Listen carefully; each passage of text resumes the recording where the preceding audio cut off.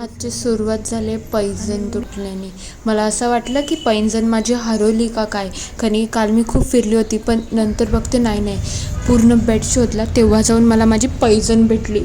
आणि माझ्या जीवात जीवाला मी गेला. आता एक अजून फटका लागला. त्या दिवशी सोन्याचा फटका लागला तर मला चांदीवरती आली.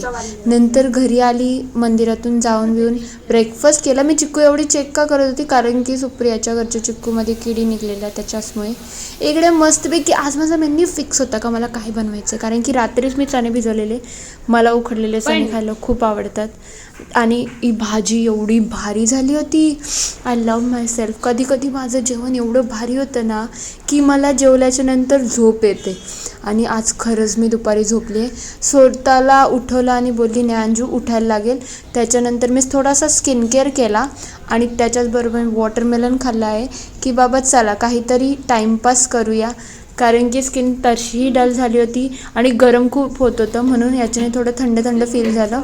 बिफोर आफ्टर चांगलं आहे माझ्या हिशोबाने, रिझल्ट तर चांगले आले आहेत. म्हणजे चेहरा अजून काही नाही तर थोडा तरी ग्लो करतो आहे ॲज कम्पेअर मानेच्या कंपॅरिझनमध्ये बघा. नंतर मी दुपारीसुद्धा छोले भटुरेस खाल्ले.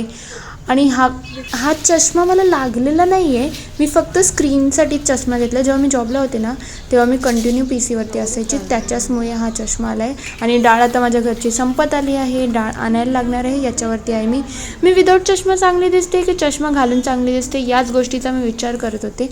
पण ठीक आहे, हा रात्रीचा जेवण आहे. मी भात बनवला कारण की भाजी उरली होती. आणि हा बघा घरातला पसारा, नळ आला होता, बोललं फटाफट आवरून घेऊ. हे सगळं मी आवरलं, पाणी भरून झालं.